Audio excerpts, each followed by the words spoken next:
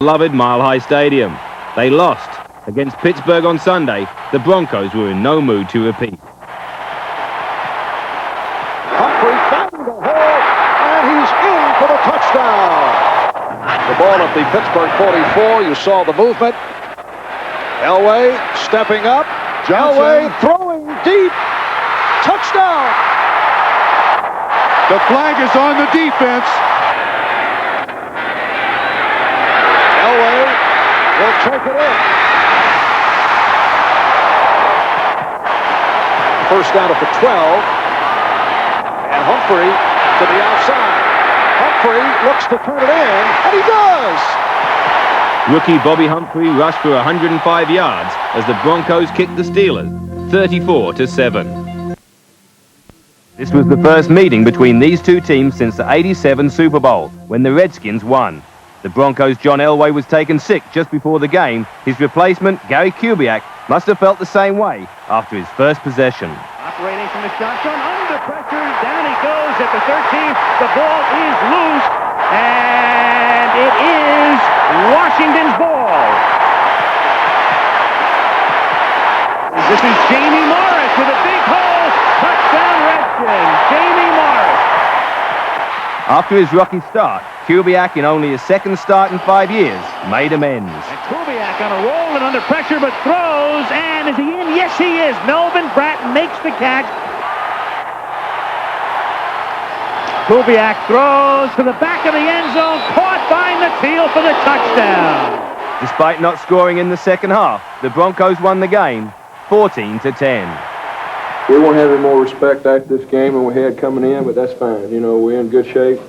We got a 4-game lead in our division with 5 to go, and I like the position we're in. I like the way this team plays, and I really don't care if anybody likes us or not. I guess if you're a Reagan supporter, you'd have to think the stars are against us.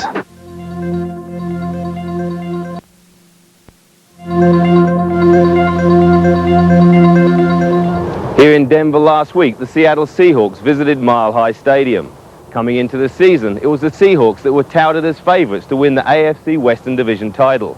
But last Sunday, it was the Broncos, led by the strong arm of their quarterback, John Elway, that became the first team in the league to clinch a division title. John, last week, the team broke loose on offense, and 5 touchdowns in the first half. You were able to throw 4 of them. You must have been happy with that. Oh, yeah, sure I am. I think anytime you can throw 4.5, you're happy. And well, the first one we just got down, it was on the first drive. We went about 80 yards, and we were down in there close. And they brought a blitz after us, and I just had Vance Johnson on the backside on a little slant route, and I was able to hit him. And the ball was a little bit high, but he made a good catch. And second series, we came down, and it was actually the same exact play that we scored on the first one, except we got a little bit different coverage. And in the third one, we just sent everybody on streak routes, 4 guys down the field, and we caught them in 2 deep coverage, and I had plenty of time to throw it, and I was able to look one of the safeties off and hit Steve Sewell in the corner of the end zone for the 3rd touchdown pass. And the Broncos went on to win 41-14. And although it was the offense that won this game, it's been the defense that's been the talk of the town this season. But it hasn't always been that way, as in the last 2 Super Bowls the Broncos have appeared in, they've given up an average of over 40 points. And Coach Reeves knew, coming into this season, if he wanted to win it all, his defense would have to improve. The biggest difference has been our defense. Our defense has played 12 weeks now, and they've played great football for 12 weeks. We made some changes in our coaching staff, which I think have had a positive effect on us. Wade Phillips, our new defensive coordinator. What would you say the main concept of your defense is? Well, what we've tried to do is match what we do to our personnel, rather than trying to say, hey, we're going to run 46 defense or a 3-4 or 4-3.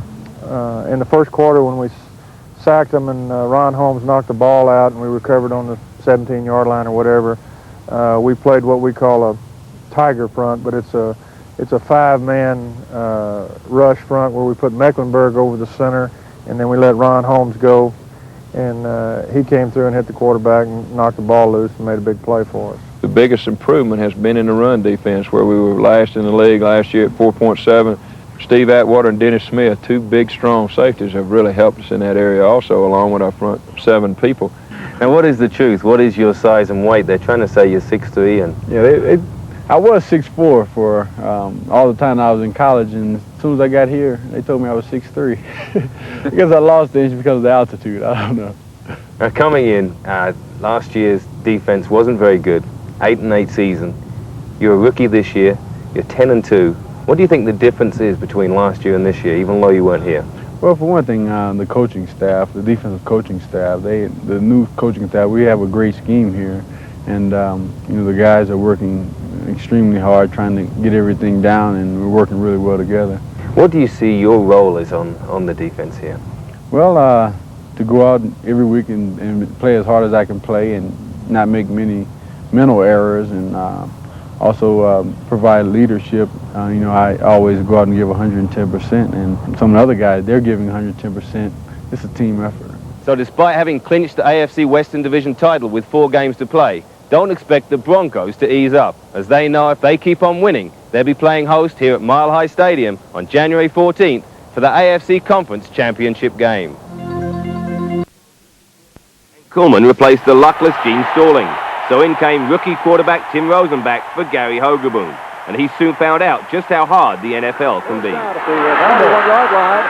Mecklenburg's got it. And there goes Mecklenburg in for the score. Fumbled from the snap. Now you'll see a Phoenix Cardinal on the replay grab a hold of his leg, but Mecklenburg is up and standing. Denver, on a 2-game losing streak, needed to win this one to be sure of home field advantage throughout the AFC playoffs. And running back Bobby Humphrey looked as if he could do it on his own, as he became the first Denver rookie to rush for 1,000 yards. But Humphrey wasn't the only joker in the Denver pack, as his 14-yard Steve Sewell reception piled on the agony for the Cardinals. Having played just 1.5 quarters, Rosenbach was replaced by Gary Hogeboom. The crowd weren't pleased, but it didn't seem to make much difference to the Cardinals or the Broncos, who appeared not even to need a quarterback. Delay, and he's going to throw off the option. Touchdown! Humphrey to Bratton on the option pass. 17 yards. Here's Elway on the roll, and he completes. Clarence Kay for a touchdown. That was too much for the Phoenix crowd, many of whom didn't wait to see Denver win it 37-0. But first, having lost their season opener to the Raiders in the heat of Los Angeles, the Broncos were at home on Monday night, hoping the cooler air would help them to a victory over the Kansas City Chiefs. Jackson in motion, 3rd down and goal. And Elway on a quarterback draw, touchdown. Oh, boy. They came right out of the movie. Yeah, beautiful.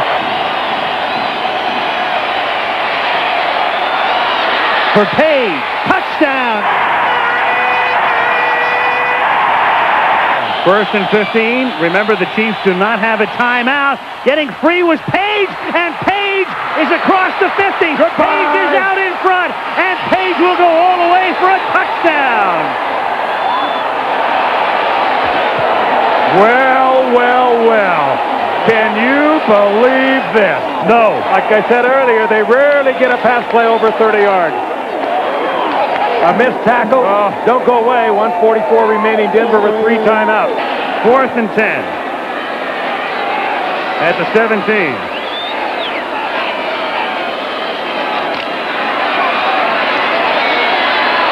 Elway for Johnson, who's out in front, and he makes the catch. He beats Kevin Ross. I don't believe it.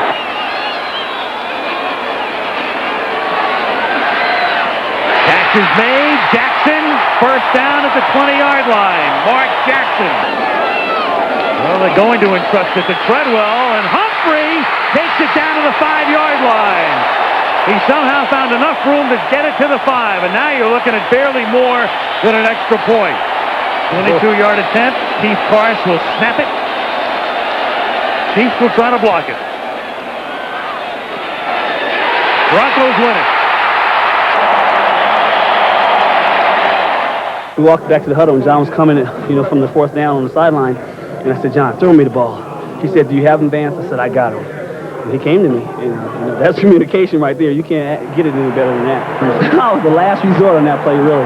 But, fortunately, John's going to come to the receiver that he thinks is going to get the catch, and I'm just glad he threw it to me.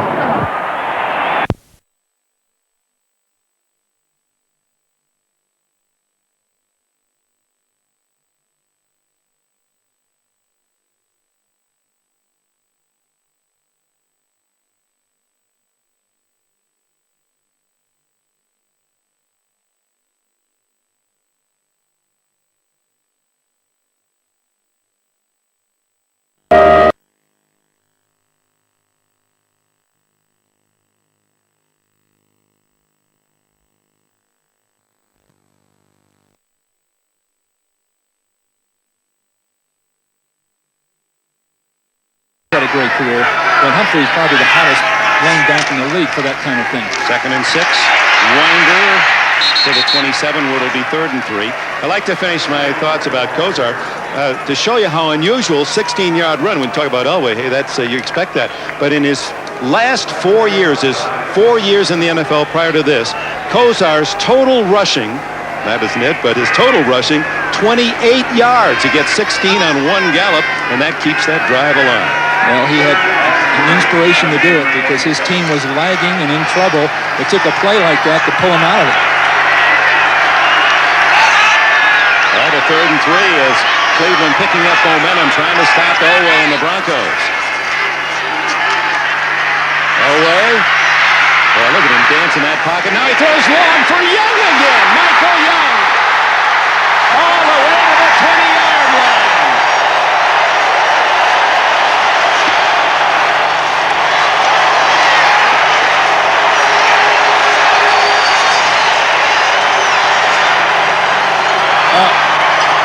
That was strictly a spontaneous play.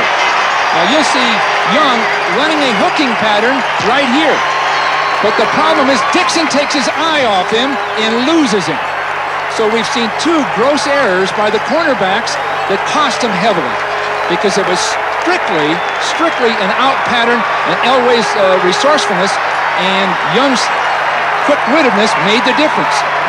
Dixon dropped his coverage. Elway called those cluers when we chatted with him a couple days ago. Winder winding his way to about 5. He said there are certain clues we look for, and those cornerbacks, because they're so good, give you those cluers, and they picked up one for 53 yards. Well, Elway's going to have the continuous pressure right up inside, but he's got time here. Now watch him move in between people, and then that spontaneous move. That time the stunt took people so wide that Elway had more time than usual. 2nd and 4. Little delay to Winder. He's to the 5-yard line. 1st and goal, Denver.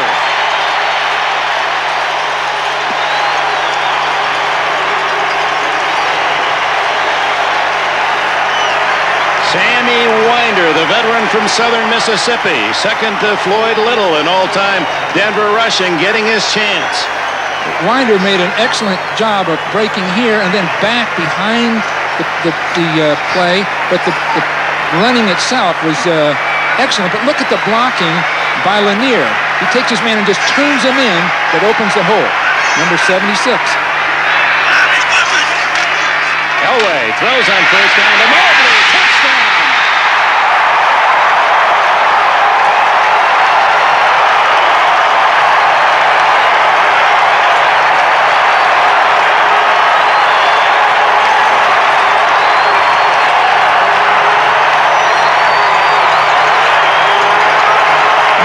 Split outside, and Dave Grayson went out to cover him. So he had a linebacker and a big tight end.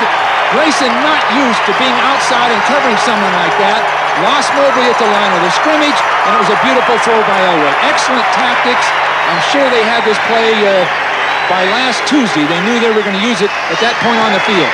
Treadwell adds the extra point. It's 17-7, an 80-yard drive in 6 plays, and the 6'5" Mobley gets the touchdown, his first of the year. Elway's dropping back. We don't get a real good look at it, but you see Mobley has a full 2 steps on Grayson when the ball comes down. Oh, it may be a high-scoring game after all. 8 minutes to go in the 3rd. Cleveland couldn't add to their score, and when veteran Sammy Winder, filling in for the injured Bobby Humphrey, took the ball in from 7 yards, the Broncos had extended their lead to 24-7, and Winder proved a point. So as we rejoin, the Browns have to play catch-up football. They have a 1st and 10 at their own 28, with 4 minutes left in the 3rd quarter. Kozar in the noisy end of Mile High out of the shotgun.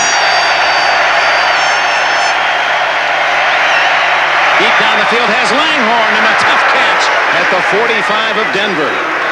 You know, he's shown that throughout the year in the games. Langhorne makes the tough catches better than the easy ones. Well, he went right up for that one. He knew there'd be a safety man coming up the field, so he first has to elude 2 people, then break into the post, and then catch a ball over his head knowing the safety man would be there.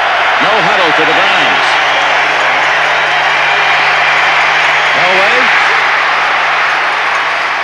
Complete. And it's Lawyer Tillman, who caught only 6 this year. A bit of a disappointment, this number 2 pick out of Auburn. Another first down. And they stopped the clock with 3:29 left in the third period. Kozar did pretty much what Elway does so well. He got up underneath a pass rusher, then moved outside and threw on the run. He didn't look very pretty doing it, but he sure got it done. From the 30-yard line.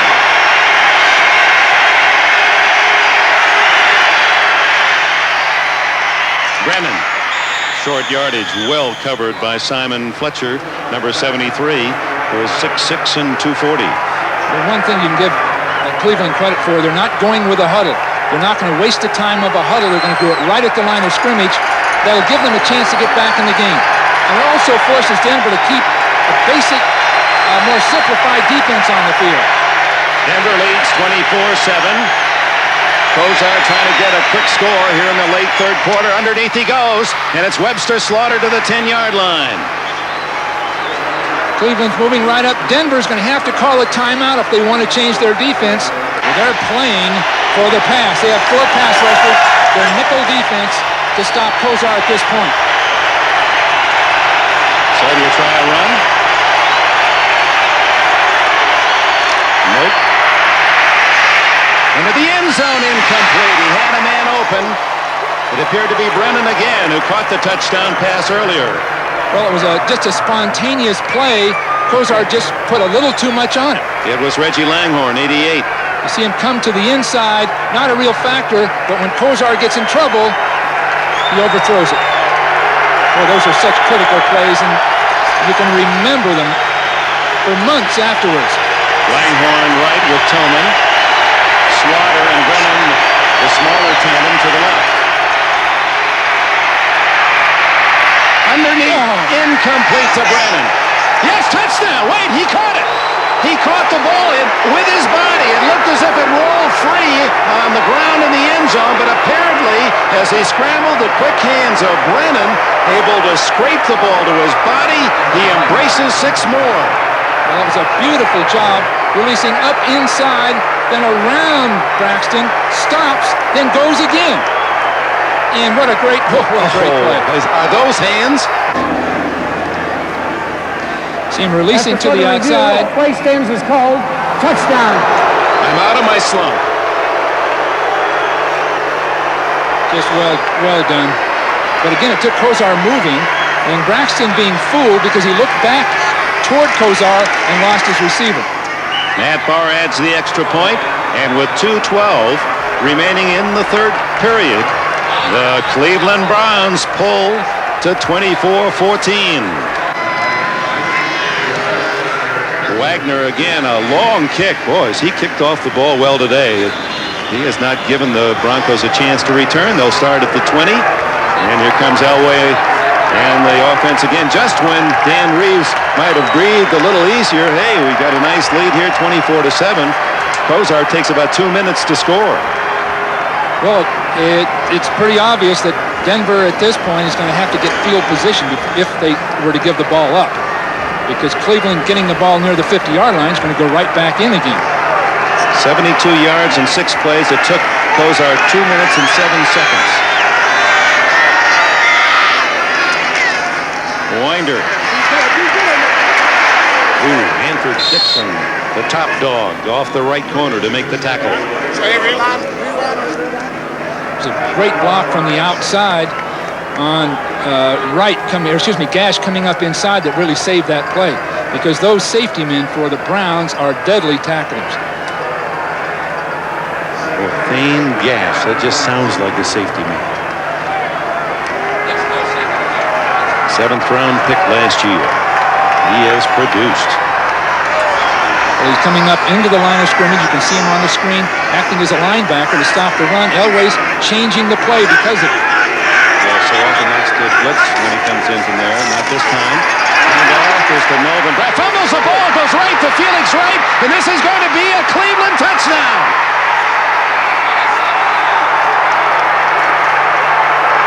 Unbelievable. Bowl for Dan Reeves and the Bronco fans, and just like that, the Browns are going to be within 3 if they can kick the extra point.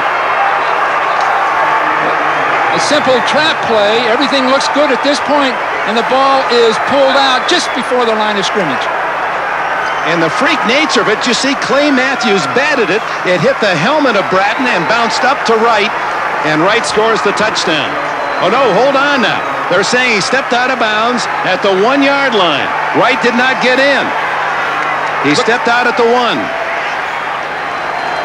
Number 74 has reported as an eligible receiver. Number 74. Here comes Wright with Elway cutting him off, and Elway may have saved the touchdown. Looks so tight right along that sideline. His left foot actually hit the marker on the sideline. He had to be even closer to the goal line than that. Right there on the 1-yard line. Good right call. At the 1-yard line. Excellent call by the official. So Elway, even on defense, makes it tough. Well, as he saved the score. I believe it was Al Baker who made a big stop there and just held on long enough and hard enough to pull that ball out of there. 1:13 left in the third quarter. From the 1-yard line, Kozar with Manoa and Matt behind him. It's Matt hitting the backfield for a loss. Knifing through is Andre Townsend, number 61. Townsend just got underneath everybody immediately. I don't know if crowd noise had something to do with people getting off the ball or not, but he just penetrated right at the snap into the backfield.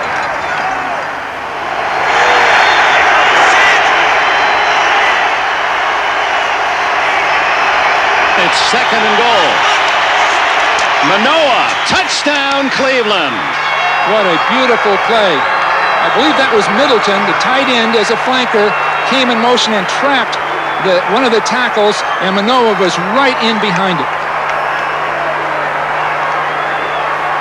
1 second left in the third quarter, and Middleton, who was in and out of the Cleveland Brown lineup during the course of the year, a story that you heard last week from Merlin and Charlie in the win against Buffalo. Ron Middleton made the block.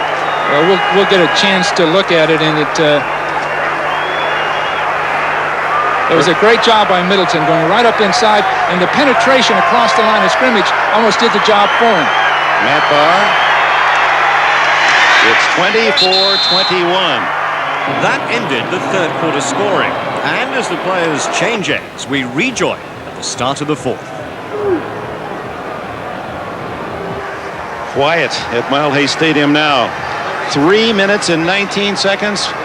Well, let's double check it. 4 minutes and 18 seconds is the time that it took for Cleveland to score 14 points in what is now a record-tying playoff quarter, 35 points by 2 teams. It ties the record set by the Redskins, who were the 2 teams against Denver in the Super Bowl when they scored 35 in the second quarter of the Super Bowl game. 24-21, 15 minutes or sudden death to the Super Bowl here in Denver. Elway starts at his 20. Wide open, Vance Johnson, the 40, and tackled at the 42, 22 yards. Hanford Dixon was just almost mesmerized out there. That quick throw to the outside even surprised him. You see him sitting back, sort of relaxing and giving ground. And now he's a little indecisive coming upfield and makes the big miss. Elway again will throw on first down, and he's looking big. And Dixon this time had good coverage on Johnson. Well, Dan Reeves is going right after Cleveland. And some people would begin to run the ball, not so much use the clock, but to avoid any error, any kind of a fluke thing that would happen. But he's got Winder who can run effectively and people who can block, so we'll see what he does. 4 wideouts. Clay Matthews anticipating the count, offside, a free play for Elway.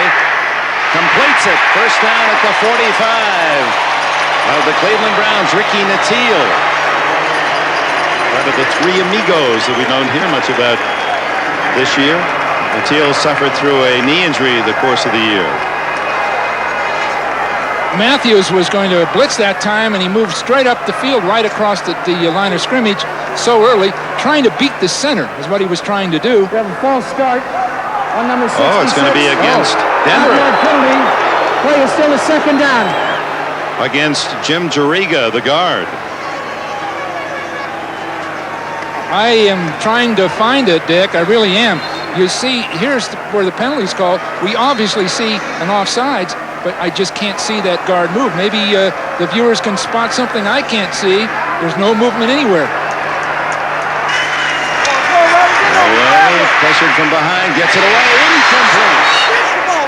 The hit made by Mark Harper on Vance Johnson, who was juggling it at the 45. So 3rd and 15. A crazy setup developed there. Matthews, 57, a great linebacker, but not a great coverage man, was covering Sewell, one of the best backfield receivers in the league that time, and Sewell really had him beat. So I'm sure Shanahan and Chan Gailey, the offensive coordinator, are spotting those kind of things. 24-21, Denver leads. 13:49 left in the fourth quarter, and it's 3rd and 15 for Elway. And offside Cleveland.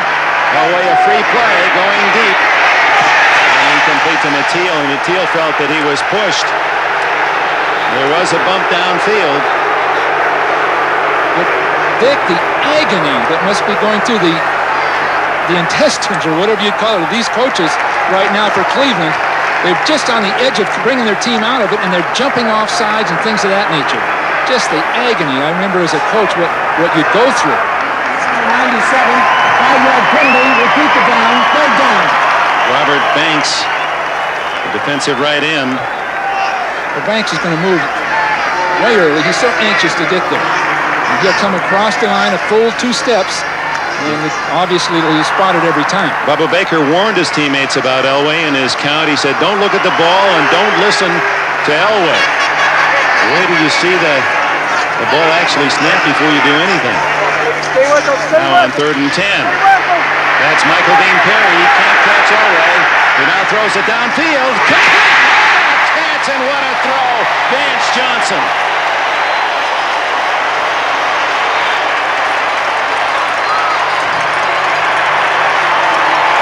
I can't believe it. Elway running full speed left and throwing the ball up to his left. Now this is where he's at his best. But watch him on the run. Now watch how he just flips the ball right up over the top.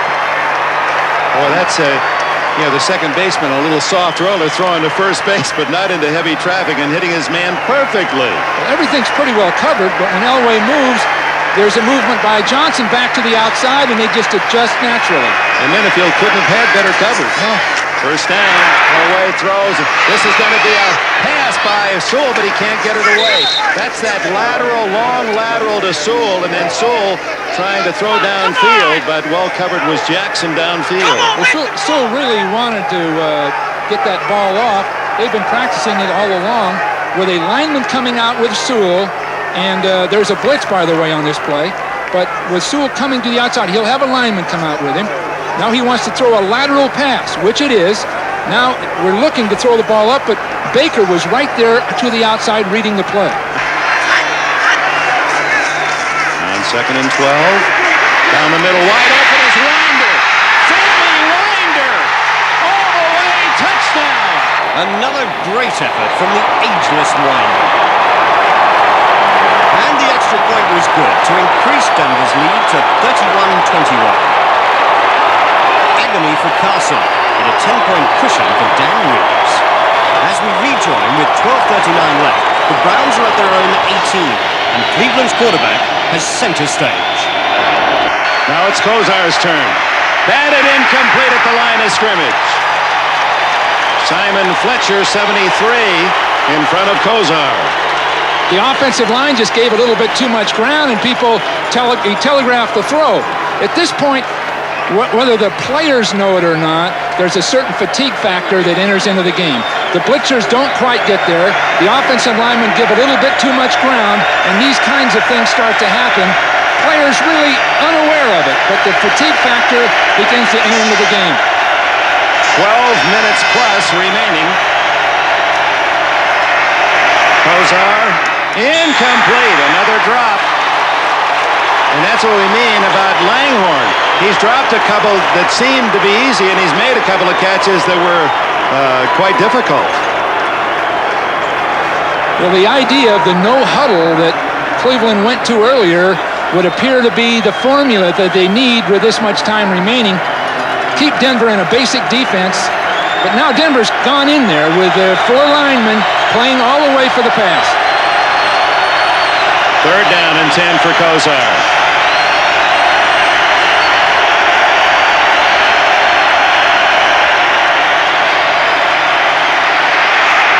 Down the field, intercepted.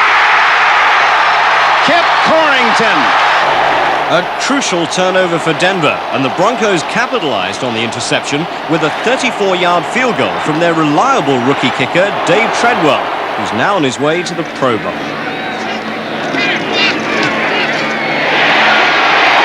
34-21 Broncos. And a big smile from John Elway, but more misery for Bernie Kosar as his desperate pass is tipped by a defender and picked off for the 2nd time in the game by Dennis Smith.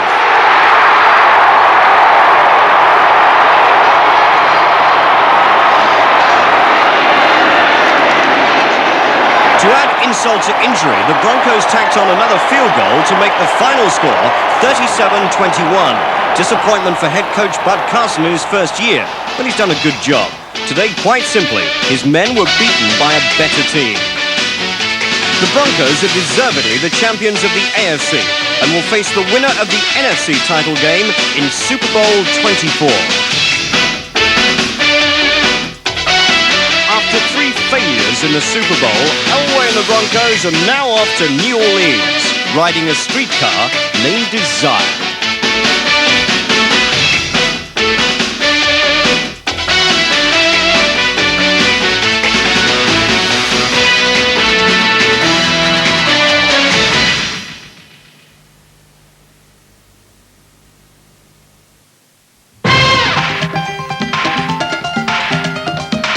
Chinese medicine is a lot about to see the body as organic.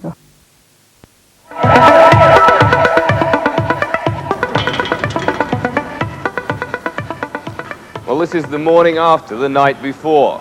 Bourbon Street, New Orleans, where just 12 hours ago, thousands of people were walking down here celebrating Super Bowl 24.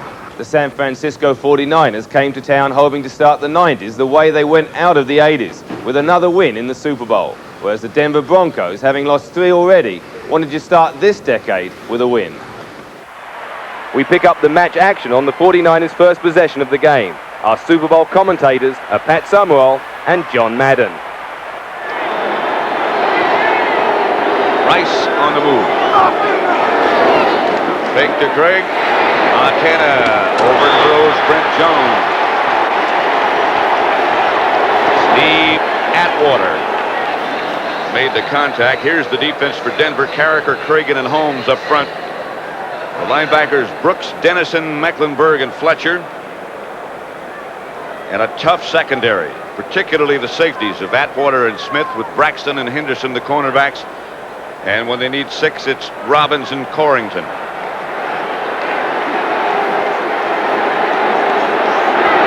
Rathman is out and Terrence Flagler is in. That's Flagler in motion. To Craig. Roger Craig to midfield. Knocked out of bounds by Wyman Henderson. Rice with a good block. The other guy that got a good block was a right tackle, Harris Barton. Again, that's his counter play. Watch number 79 pull out here. Right there, see 79? He's going to come and make the block right there on Mecklenburg, the first block. Then he gets another linebacker. Harris Barton formed that lane for Roger Craig. That's artwork for an offensive lineman. Montana back to throw it. Incomplete. Intended for Roger Craig.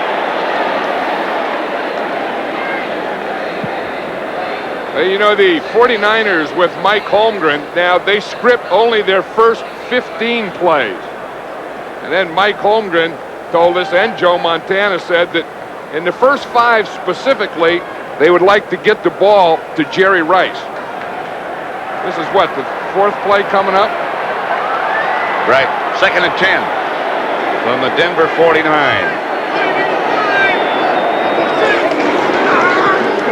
Roger Craig. Got maybe a couple, stopped by Ron Holmes. Roger Craig had the flu, missed an entire day of practice earlier in the week, lost 9 pounds. Hey, he went from 214 to 205. He was wearing a sweatsuit yesterday and was showing how baggy it was. It just hung on him like a sack.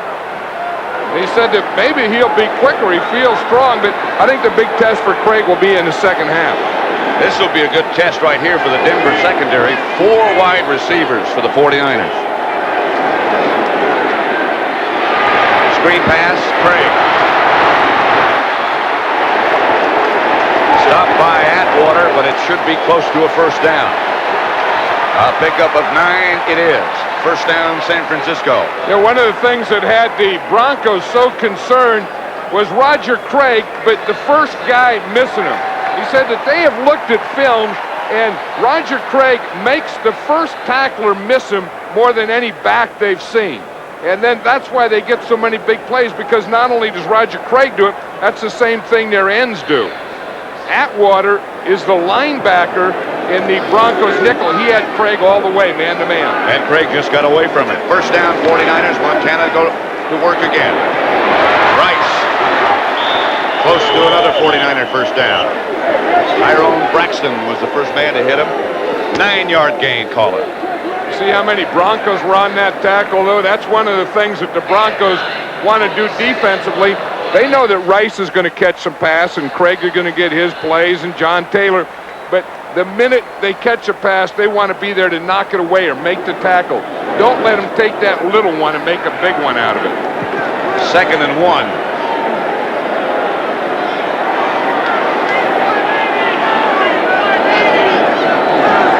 Jones in motion. The ball carrier hit behind the line of scrimmage and knocked backwards by Brooks and Carragher.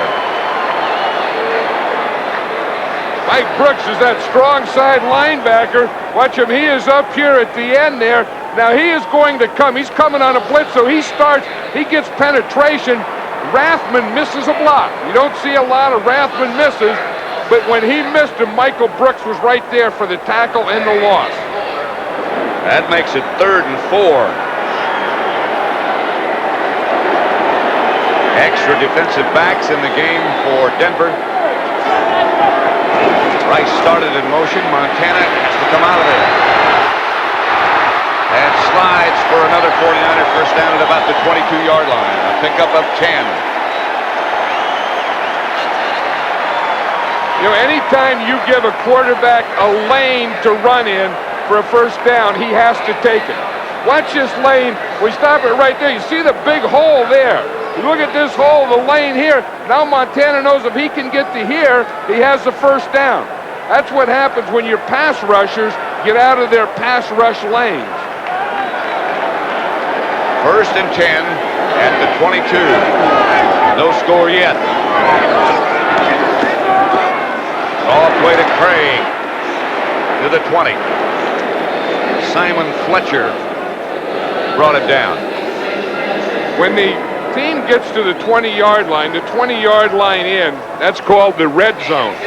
Now the 49ers feel that the Broncos, one of the best things they do is play defense in this area. A lot of times they'll rush 3 and they'll drop 8 guys. So they figure that rather than passing in this zone, they think they can have more success running.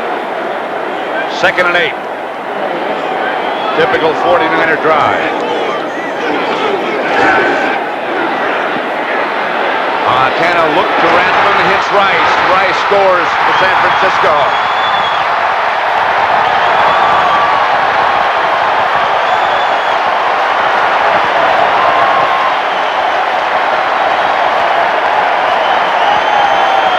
Didn't take long. Another one of those Joe Montana drives. Jerry Rice, a big play. And the thing, Denver did the thing they said they couldn't do. When they catch the ball, you got to tackle them. They didn't. And one of their best tacklers is the one who hit Rice and bounced off, Atwater. Hofer for the extra point with Helton holding. And the 49ers take the early lead after a 10-play drive. San Francisco 7, Denver nothing. On the Broncos' second possession, Bobby Humphrey carried the ball 4 times. However, John Elway was unable to complete a pass, and the Broncos had to settle for a 42-yard field goal by David Treadwell. We join Denver at midfield on the next possession. 2 tight ends set up for Denver. Ratton comes in motion, and the handoff is to Humphrey. Ball's loose. 49ers have it.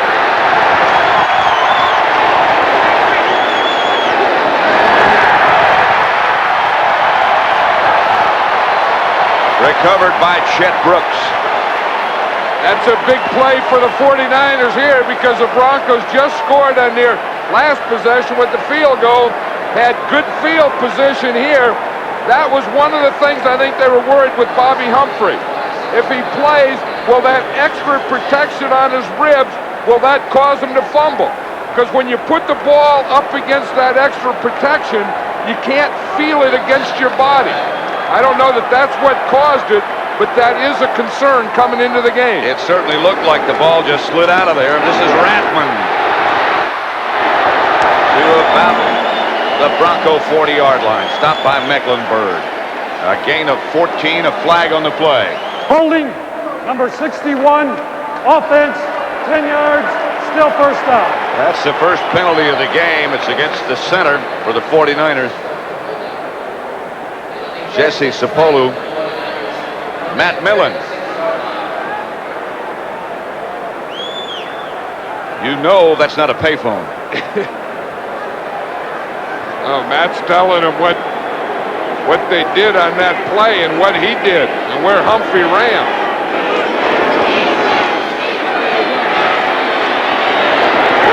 Montana to Rice. And they get most of it back.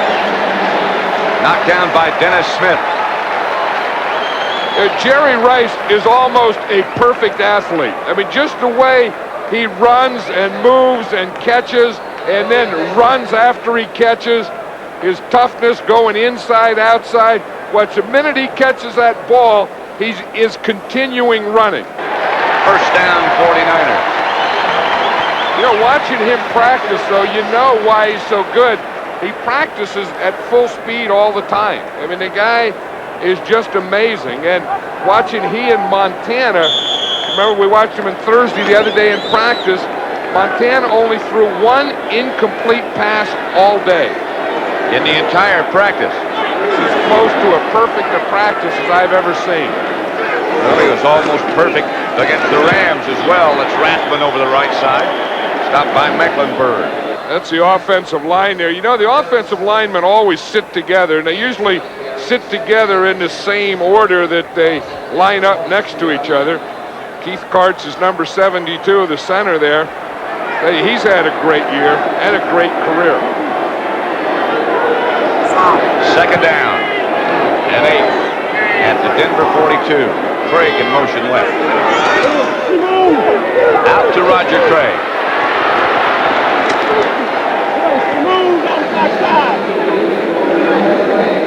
Steve Atwater and Dennis Smith on the stop. The Bronco defense is really doing what Wade Phillips wanted. Other than the touchdown to Jerry Rice where there was a couple of missed tackles, what the Broncos want to do is anytime a Roger Craig gets the ball or Jerry Rice or Tom Rathman, get a whole bunch of orange jerseys there on them. You know, not rely on 1 or 2 guys, but have 4, 5, and 6 guys tackle. 3rd and 2.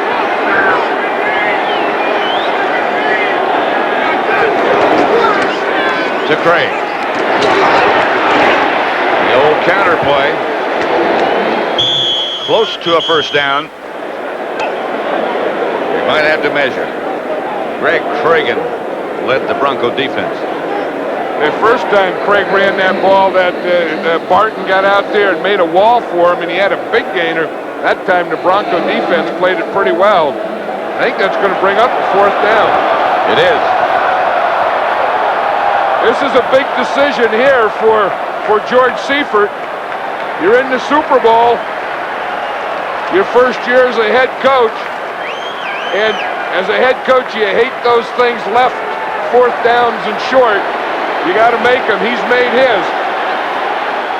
They're going after it.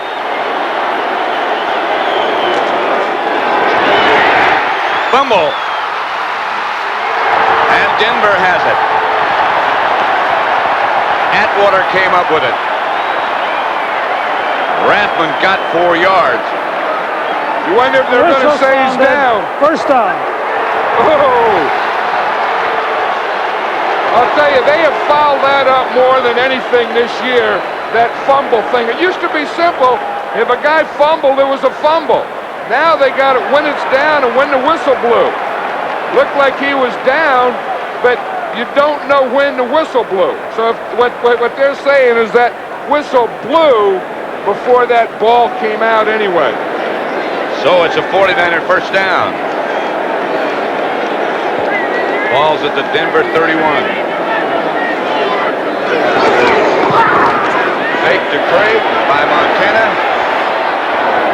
Looking at Taylor, incomplete. Jerry Rice also was in the area. A minute and a half left in the first quarter with the 49ers leading 7-3. Second and 10.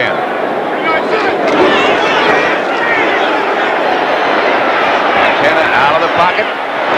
On the run. Incomplete. Intended for Taylor and batted away by Tyrone Braxton. There's a fired-up cornerback, Tyrone Braxton. I think he was sick and tired of hearing all week about how bad the Bronco corners were and what Jerry Rice was going to do. Here, they have good pass protection to let Montana get out to this position. Braxton running all the way, staying with his receiver right at the end, reaching his right hand around and making that play on John Taylor. You know, these guys are pro athletes and they have a lot of pride too, and sometimes they just have to kind of take it for a while. Third down. Montana will throw it again. Quickly to Rice. And Rice almost broke clean. Gets inside the 10, stopped by Corrington. A pickup of 21 yards. Looks like the 49ers game plan, Pat, is to work Jerry Rice early to the inside. Every pass he's caught has been in around the hash marks or in the middle of the field. Bobbles out a little bit. Again, is always thinking what to do after he catches a pass. First and goal from the 9 for the 49ers.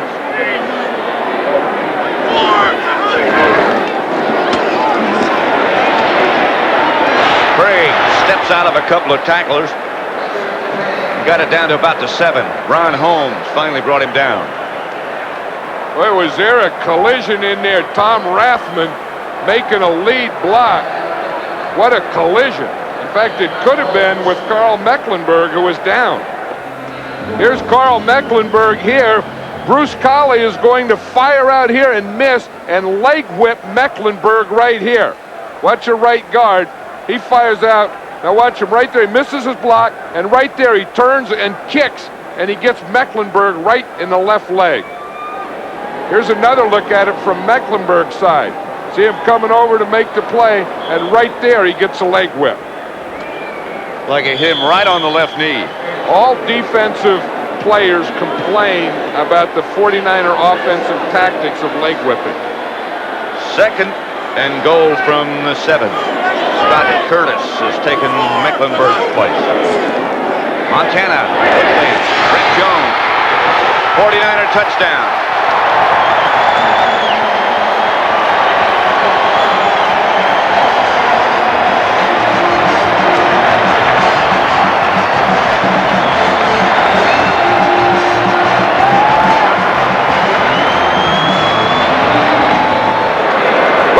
Montana is going to bootleg. You see, you fake the run to the left, and then you come out to the right. And I still think that no one runs to his right and throws the ball better than Joe Montana. Brent Jones is going to take that ball home with him. Hey, a big part of that success was Joe Montana's ability to run. That was a bootleg pass. Hofer's extra point is not good.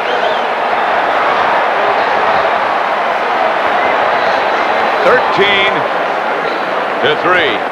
The 49ers made it 3 touchdowns in only 4 possessions when Tom Rathman started and finished a 14-play drive to increase their lead to 20-3. We rejoin the action following a Broncos punt. Montana has got some kind of a bandage on his right elbow. It wasn't there earlier. Gets it out to Rathman. Stopped by Simon Fletcher. Yeah, over the years, Montana has had problems with his elbow. And I think that's just a protective pad there that you get just when you hit the ground. I know he did wear that against the Rams a little, too. Montana comes out on the scramble. And gets down near first down yardage. Stopped by Henderson. 1:05 left in the first half. 3rd and short. 3rd and about a yard. Rice, wide right.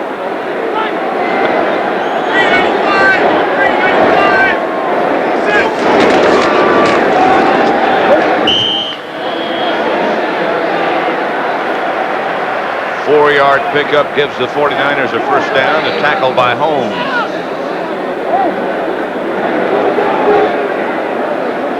No huddle. Ready to go. Montana.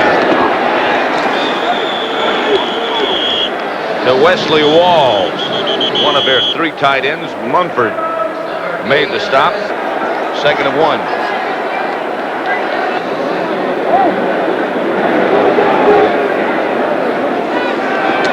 Montana going up top to Rice. Touchdown.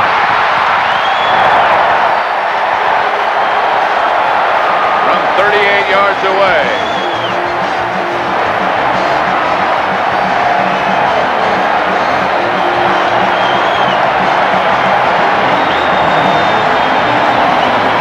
They talked about getting Jerry Rice up the middle.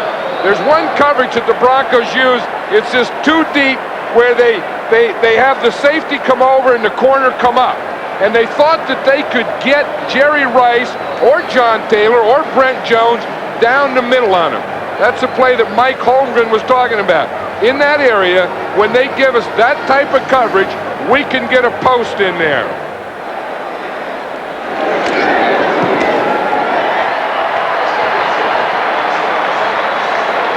27-3. Well, that was the final score of the first half.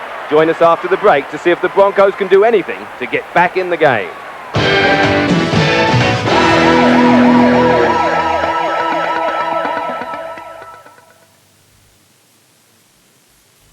Sailing Larne to Cairnryan with P&O European ferries is the shortest crossing. A very good reason for having a short commercial.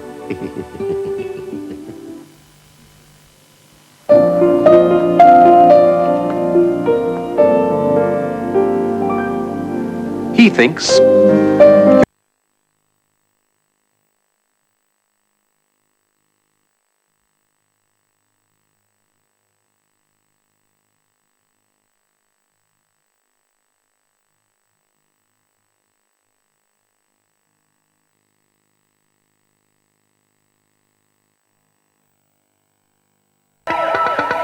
Welcome back.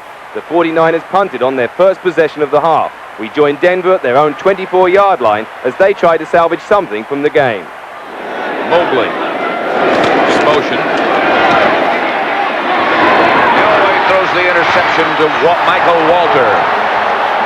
And the 49ers get it back at the Denver 27.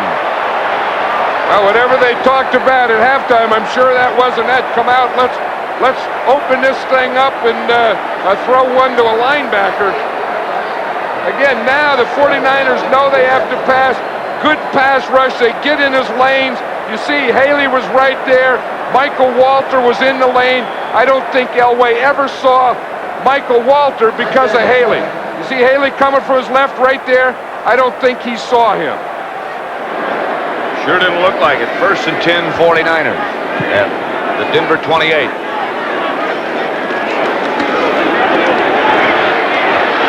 Rice, touchdown.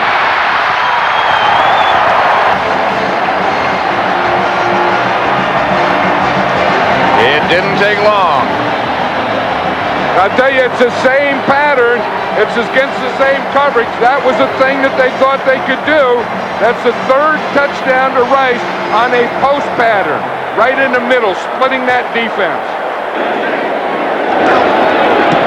The extra point was good. Rice has 6 carries for 136 yards and 3 touchdowns. And the 49ers move ahead 34-3. It's a power display.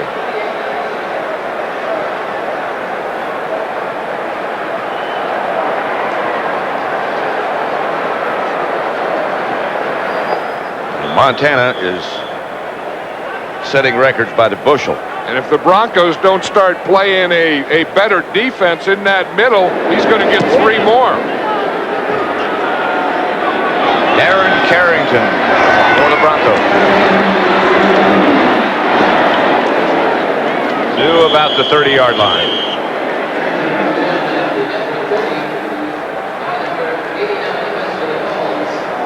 Dan Reeves has taken his coat off and rolled his sleeves up. Denver first down at their own 30. Elway swings it outside to Humphrey. Out of bounds at about the 37. Michael Walter knocked him out after a pickup of 7. I think it doesn't look like Bobby Humphrey has been bothered by those 2 cracked ribs. One thing I noticed, on that play he got out of bounds, but on the other one, he's getting bent over and getting his shoulder pads in front, so all they have to hit is shoulder pads. He's not going to expose that rib side. This is what he's wearing. See, they just put an extension on his regular shoulder pads to cover the ribs. 2nd and 3. Humphrey again. First down, Denver. Again, he covered the ball and ducked under the tacklers. And he's laughing there because Chet Brooks was coming up. Chet Brooks was coming up, and Chet Brooks was bringing a big load. And Bobby Humphrey, and just before Brooks got there, Bobby Humphrey got down under Brooks's load. There is a tough guy, number 31. I think that he has been a big part of the success of this 49er defense. A defense that people don't talk a lot about. Took over for Jeff Fuller, and as he played well. It's a very good defense. Elway to throw it. Chased by Kevin Fagan. Ball loose. Walter comes up with a loose ball, but Elway was down.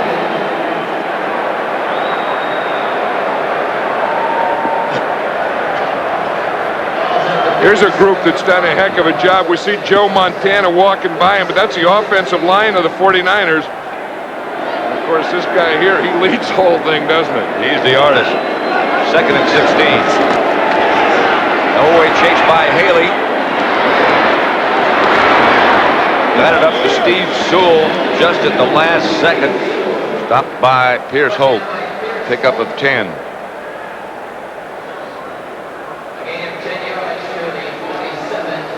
This is the thing that the Broncos, the thing they have to think about again is you don't think of scoring 40 points now. You just think of getting 1 touchdown. They haven't done that yet. Maybe you just think about trying to get past midfield.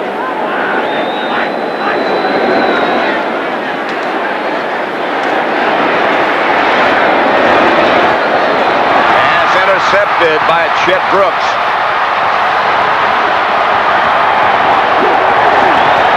Out of bounds at the Denver 35. I can't believe that there's not something wrong with John Elway. I mean, I know that he's had a cold because he was really coughing yesterday. I mean, he's just not throwing the ball. That's not John Elway. That's not the great passer that we've seen over the years.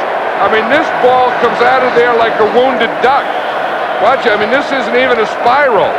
It's not that big a pass rush. He can't find anything open, but that thing's flipping and flopping around in the air, and it isn't even close to a receiver. Maybe it's frustration. Maybe it's physical, but this isn't the John Elway I've seen.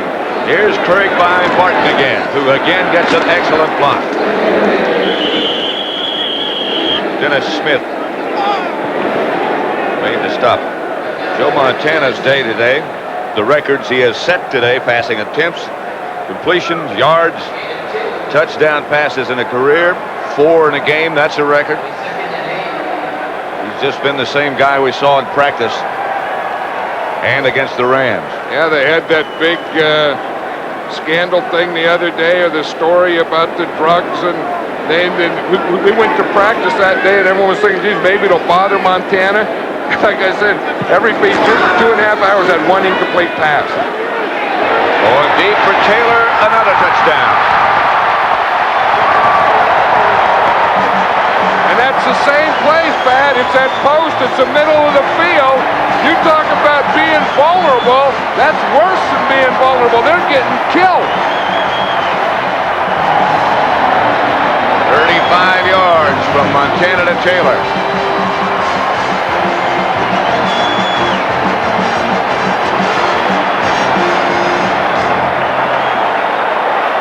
And we saw Jerry Rice catch 3 posts for touchdown. Now it's John Taylor's turn to run a post. A post, the guy just runs up, then he runs into the goal post. The quarterback throws it in the middle field, right at the goal post.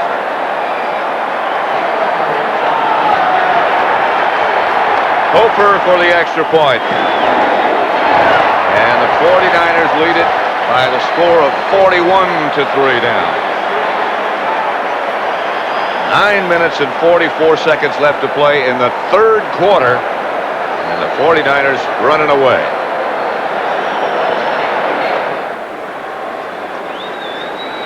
Hofer set to kick off. Kickoff team's gotten a lot of work today. That's Carrington at the goal line.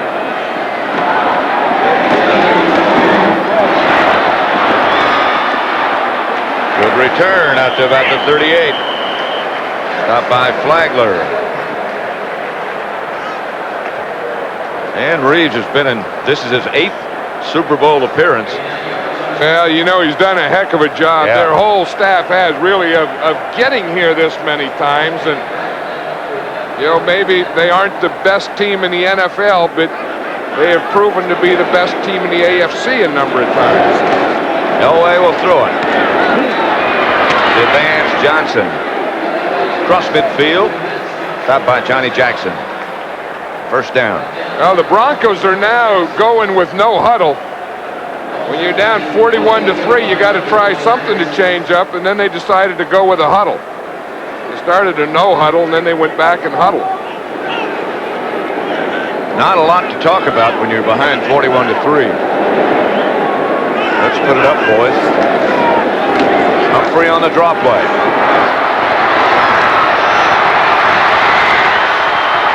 To about the 14. Don Griffin finally tripped him up. 34-yard run by Bobby Humphrey. Yeah, that was one of the things that the 49ers were worried about is Bobby Humphrey's quickness. Watch, his line gets a block there. Right there, they get a cut block on Matt Millen. That's the block that sprung Humphrey through the hole. And when he gets in the open on artificial turf, what does this guy have quick moves? You know, he decided not to take his senior year at Alabama to go into the pros. Of course, Alabama played here in a bowl game, and he's playing in the big bowl game. Away. Flag on the play.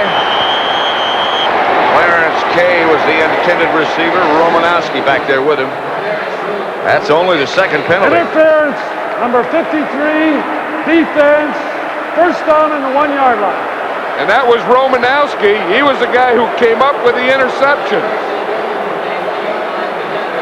I don't know. I think that's an interception. I think, you know, the score is 41-3, but I think that's a bad call. In any case, they've ruled it's Interference. And it's first and goal, Broncos at the 1. Humphrey collided with Elway. Didn't make it. Stopped by Pierce Hope. Hey, this has to be the worst 3 quarters of football John Elway can remember in his life. Not only is he having trouble throwing the ball, but then he goes to run it, and his running back runs right into him. Doug Waddell was on the ground. He was in the way, and that was a play that didn't have a chance from the get-go. Second and goal from the 1.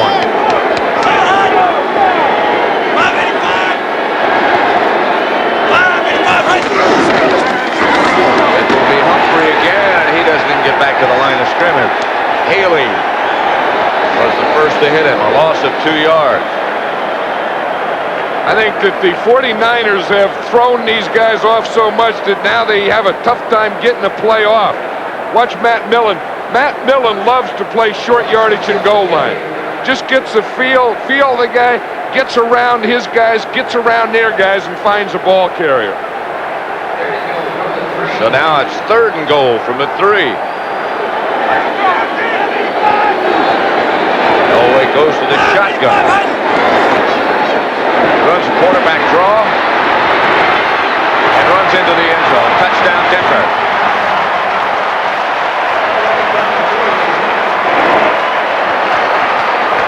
Elway doesn't even look like he wants to celebrate that one, and I think he's right.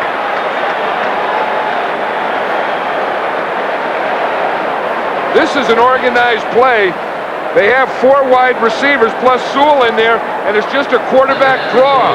They just put him the ball in the shotgun, snap the ball to him. He's supposed to find a hole up in the middle. There was no hole in the middle, so he just bounced it to the outside. Gobiak will hold for Treadwell. 41-10. 6:53 left to play in the third quarter. 49ers still with a commanding advantage. 41-10.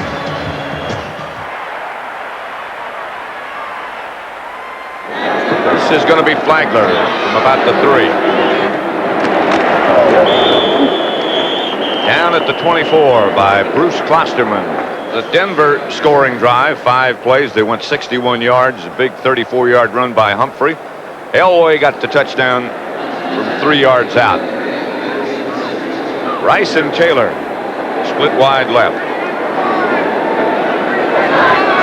Flagler was in motion. Craig gets the carry. Again, steps out of a couple of tackles, gets a first down. Simon Fletcher wrapped him up. I don't think the Broncos have any idea of where to go to start to stop this team anymore. Yeah, I mean, they got Craig is still running. They can still run Rathman. They have thrown 4 touchdowns in the post in that area. And it seems like anything they want to do, they can do. The Broncos have not knocked Montana down all day. So I know it's artificial turf, but that's about as clean a jersey as a quarterback can have in a third quarter. First and 10 49ers. 36. Here's counter Trey. To Craig. Up by Andre Townsend this time. And Tim Lucas. Bruce Colley, who plays the third quarter. And Terry Tausch comes in. And right guard, that's Craig in motion. Montana back to throw it. And it's to Taylor. Complete. Stopped by Lucas.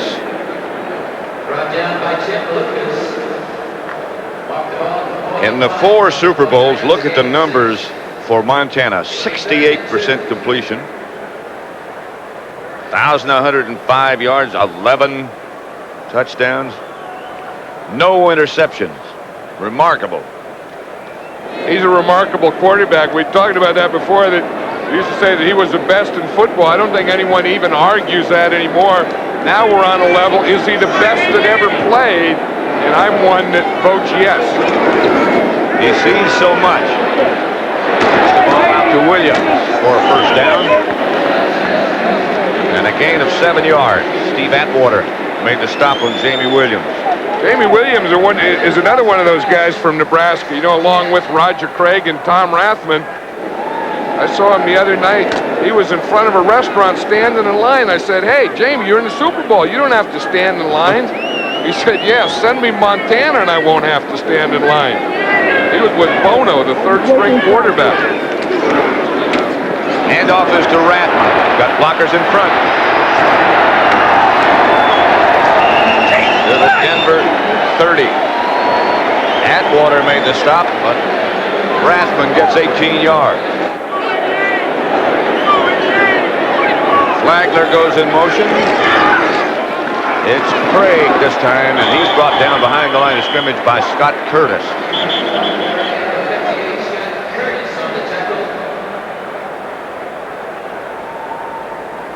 Joe Montana has completed 12 consecutive passes. That is another Super Bowl record. Hey, he's going to have so many of them that they won't even remember the other guys. That just broke Phil Simms' record for consecutive passes. 2nd and 11 at the 31. 41-10, San Francisco.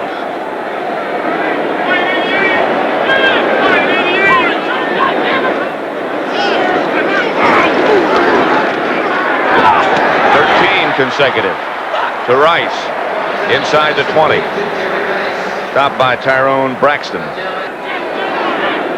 First down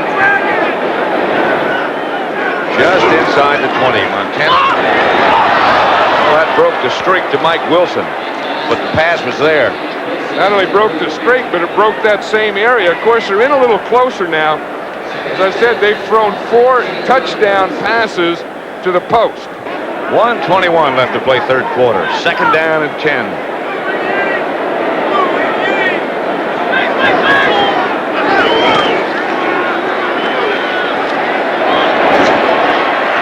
To Craig, who's to the 6.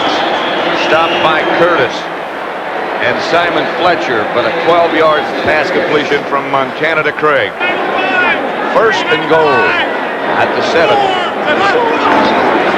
Rathman to about the 3, stopped by Andre Townsend.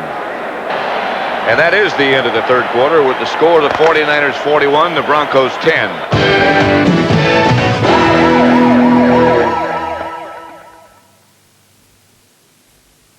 It's the big one. Big Mirror Lotto. Jackpot bingo. £500,000 must be won in the Daily Mirror, the colour newspaper of the year. Buy it.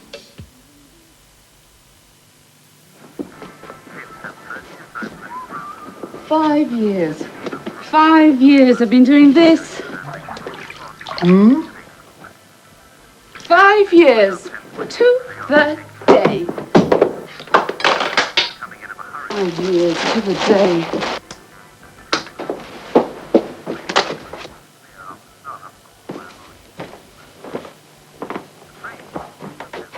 You really expect me to put up with you forever?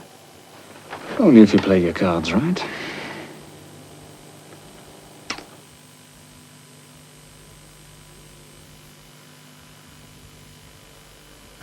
No matter how life goes, with all its joys and woes, I never feel in a jam. I guess I'm just an amicable man. Yeah. Got no worries financially, got an endowment policy. My family's in good hands. No wonder I'm an amicable man. Are you an amicable man? This is today's Army.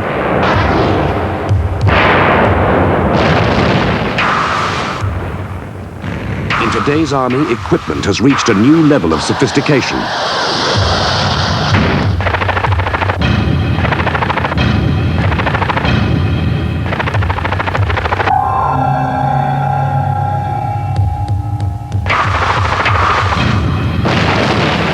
In today's Army, our infantry have to be the best trained soldiers in the world because they could go anywhere in the world. In today's army, firepower has to be matched by brain power. In today's army, we work as a team. Training together gives us confidence in our abilities. To find out more about today's army, phone 0800 555 555. Today's army. Get in on the action.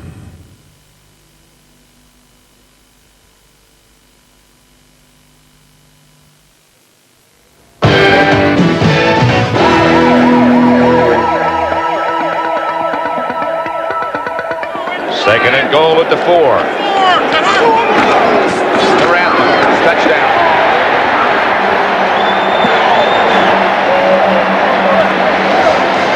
And the route continues.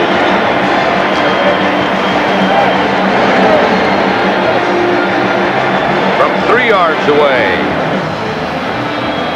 Rathman adds to the total. He's still trying to get warm over there. Hey, what a machine this 49er offense is. What a machine this 49er team is. Hey, the holes are getting so big now, it's starting to be embarrassing. 48-10. San Francisco. San Francisco's 48 points is a new Super Bowl record. We pick up the action on the Broncos' next possession following the kickoff. Second and 11.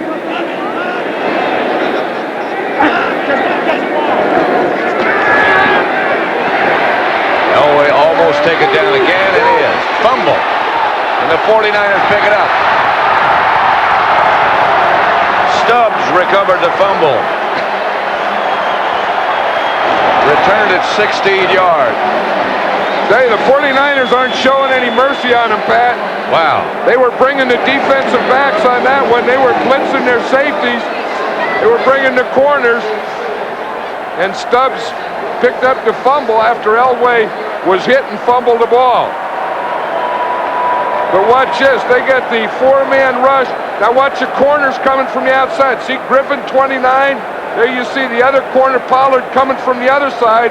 And they're the guys that flush him out. Griffin's the guy that hits him. The corner who blitzed him finally hits him and knocked the ball out. Millen and Elway in conversation. I don't know what about. I don't know. Matt Millen, of course, played against the Broncos and John Elway for so many years when Matt Millen was with the Raiders. First and goal at the 1. Montana still in.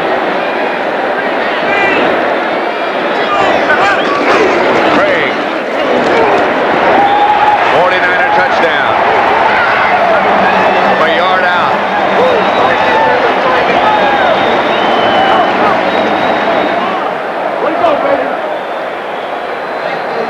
Hey, this is complete domination. The 49er offense has beaten the Denver Bronco defense every way a defense can be beaten. 55-10. With 13:47 left to play.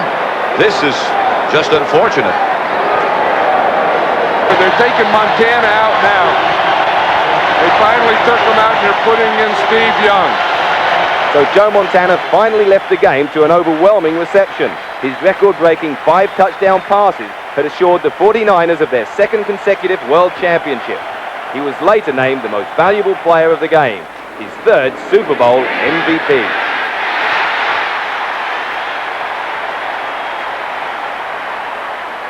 So the result everyone expected, but nobody except die-hard 49er fans really wanted, a Super Bowl blowout. The task facing Dan Reeves and his staff now is to pick up a demoralized Denver team who've appeared in 4 Super Bowls and lost them all. The consolation for them and for us neutrals watching was that they were beaten by one of the best teams ever to play the game. The problem for the 49ers next season, after their second consecutive Super Bowl victory, is what to do for an encore. But that's a worry for later. Their priority now is to celebrate the biggest ever win in Super Bowl history.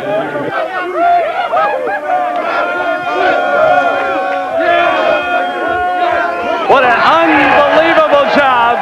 And owner Eddie DeBartolo gets the winner's treatment. And now, really in keeping with this new dynasty, what a pleasure it is to bring in the new commissioner of the National Football League, Paul Tagliabue, to award the Vince Lombardi Trophy. Paul? Brent, nice to be here on a special day. Eddie, I know you're wet, but let me just say this. Today, the 49ers finished their trip to becoming one of the elite teams in the history of the National Football League. You've won your second straight Super Bowl game. The team did it in dominating fashion, as you've done in the playoffs, as you did it throughout the season. You've won your fourth Super Bowl in a decade, even less than a decade, tying the Steelers as the only team in the history of the league to win 4 Super Bowls. And you are clearly, at this time, the 49ers are the team of the decade, and they're starting the 90s looking like the team of the 90s. I want to congratulate you. I want to congratulate all the players, Coach Seifert, and your entire staff. Congratulations. If it's possible, how can you rate this against your other Super Bowl defeats? It's similar. I mean, we didn't have a chance to win any of those games when it got down in the second half, and it's just, like I said, very difficult to swallow. We're a good football team. We just don't play well in this game for some. So how do you pick yourselves up? Because it seems like you're stigmatized as the team that can get there but can't win it. Well, we just have to go back and do the things we did before to get here, and just keep trying. That's all we can do. I'm with Joe Montana and Jerry Rice. Joe, congratulations. Third time you've been the MVP. Your buddy Jerry got it a year ago, but this was some performance. You really looked pumped up when you were introduced to the crowd. I said, wait a minute, Joe's ready here. Well, I think we all were ready. There was a lot of talk about them, and there had been some things that happened out in the streets. They weren't talking to us, and I think that helped to motivate our team. And I'll tell you what, our offense was executing, and I'll tell you what, our defense just shut down another great offensive team, and that was 2 of the biggest keys.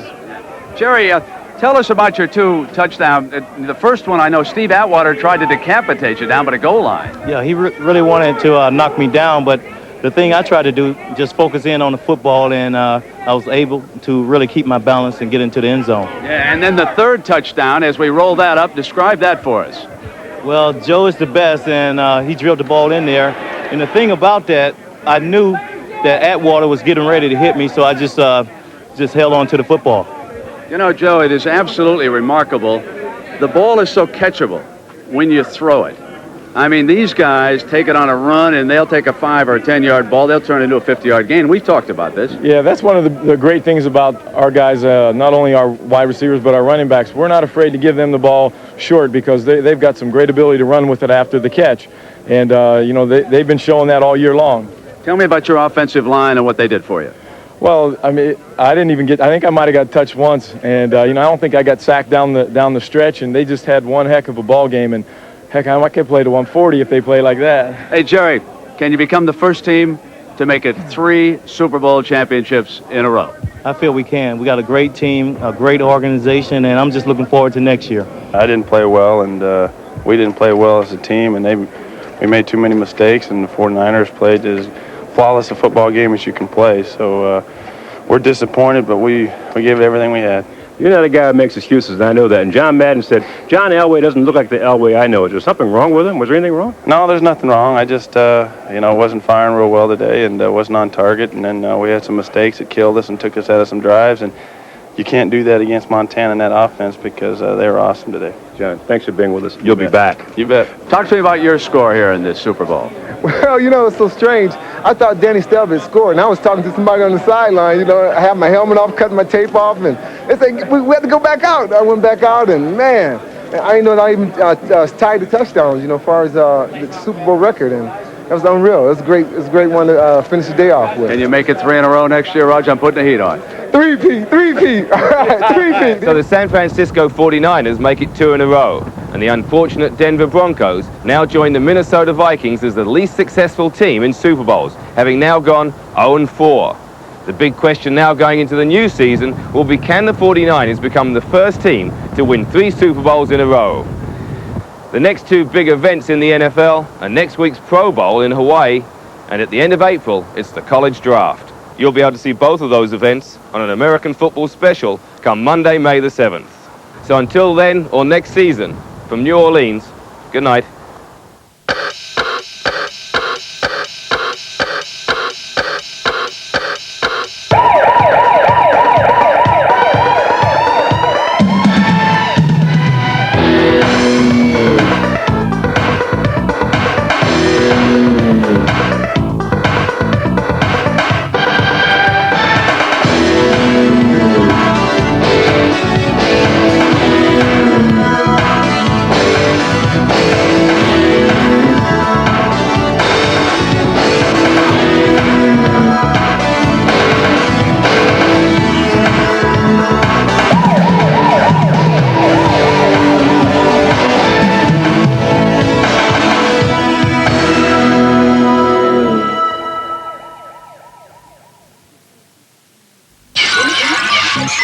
A new season of adventure documentary starts on Channel 4.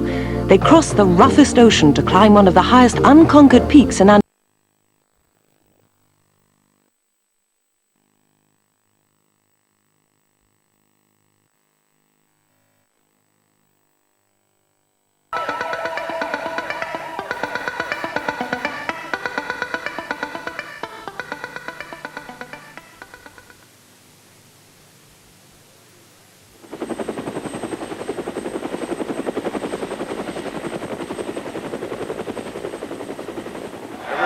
They want to get to the Super Bowl, be in the Super Bowl, win the Super Bowl, and this is it in 2 weeks. Leroy Irvin will let the ball bounce in front of him. And the Rams have one more chance, perhaps. With 1 minute and 51 seconds remaining, they'll take over there. I think the Rams just finally ran out of gas. They did, and they were valiant. I mean, they did it. They did it the tough way. They went back and beat New England, and they went back and they beat the Philadelphia Eagles in Philadelphia, and they beat the Giants in New York in an overtime game. And then at some point, you just don't have that much gas in your tank. But the other thing is, they ran into a team with red jerseys that could be one of the all-time great teams.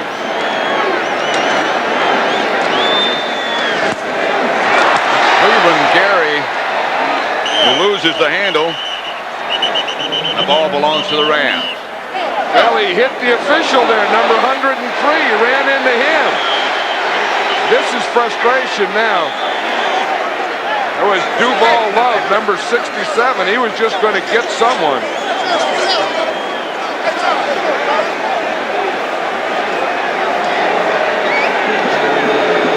See, Cleveland Gary, though, ran into the umpire. Watch the umpire back there in the black hat right there. He's trying to get out of the way. It looked like the umpire knocked the ball out of Gary's hands. Henry Ellard made the recovery. Uh-oh. Oh, Seifert getting the old bucket trick. Bubba Parrish. Yet? No, he doesn't know it. He won't. He's a first round guy. Oh, I got him.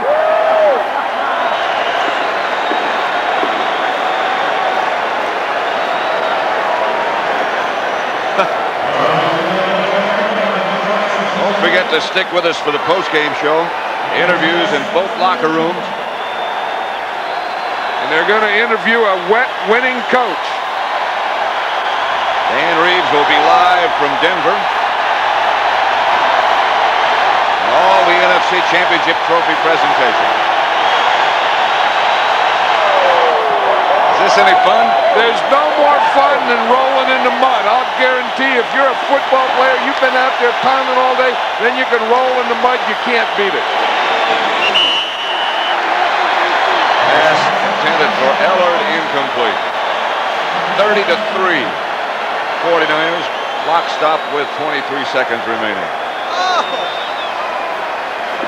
You know what's more fun than rolling in the mud, Pat, is sliding in it. Like if you can get a good run and dive and slide, that's more fun. Hey, it hasn't been a fun day for Jim ever. You know, we talked about streaks and getting in sync, and he just never got in sync and got one of those streaks going.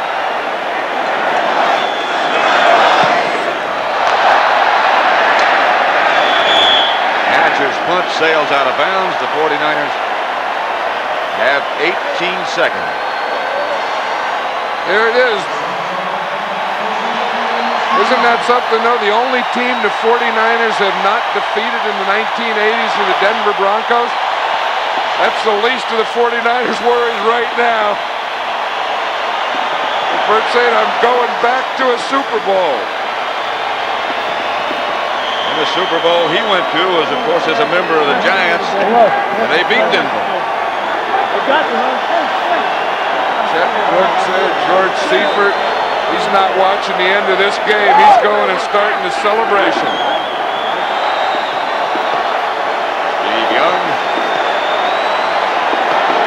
will just kneel.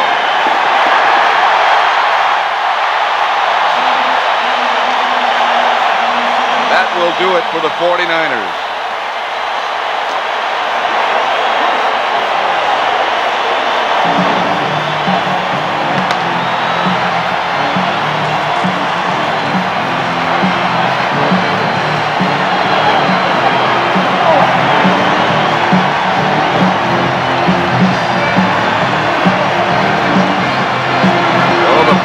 Score is the San Francisco 49ers 30, the Rams 3. Stay tuned next for the NFL Today postgame show, where we'll hear from both locker rooms and have the NFC Championship trophy presentation.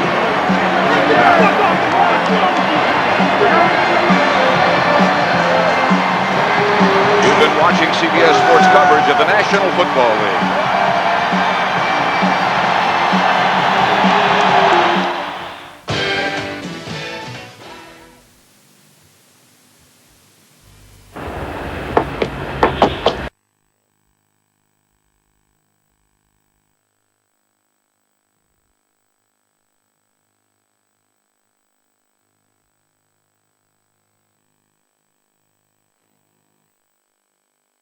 Denver versus the 49ers at the Super Bowl in New Orleans. Danny, you pointed out that Joe Montana wasn't very dirty when they were sliding in the mud. Yeah, he hasn't hit the ground too many times. I'll tell you what, the offensive line really did a good job for him. I mean, they were running the ball when they wanted to run it, and they were giving him time to throw it and throwing underneath, not getting the big plays, but controlling the football and having long, sustained drives, and also the time of possession probably was just way out of line. I know the 49ers had the ball much more time than the Rams had it. Against Minnesota, they protected the quarterback well as well. They had the league's leading sackers.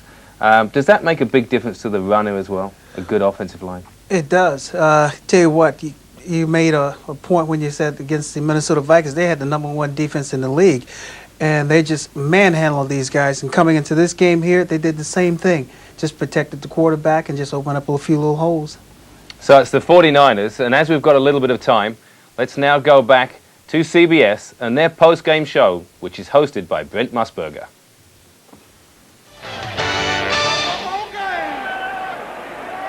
Another classic performance by the San Francisco 49ers, and they head back to the Super Bowl. Welcome, everybody. I'm Brent Musburger. We should pass along some basic information. First of all, the Super Bowl in 2 weeks down in New Orleans. And the San Francisco 49ers have been established, according to Danny Sheridan, who will have the story of the USA tomorrow, as a 10-point favorite over the Denver Broncos. And why not, I guess.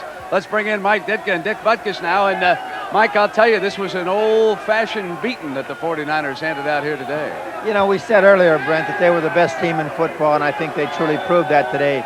Again, it's very easy to give all the praise to the offense, and their offense played an outstanding game, but the defense is what made it all happen early in the game when they kept the Rams out of the end zone, made them settle for 3, and then they just took the football game away from them after that. But I tell you what, as far as the 10-point spread is concerned, the Broncos are going to do darn well. Dan's going to have them ready to play.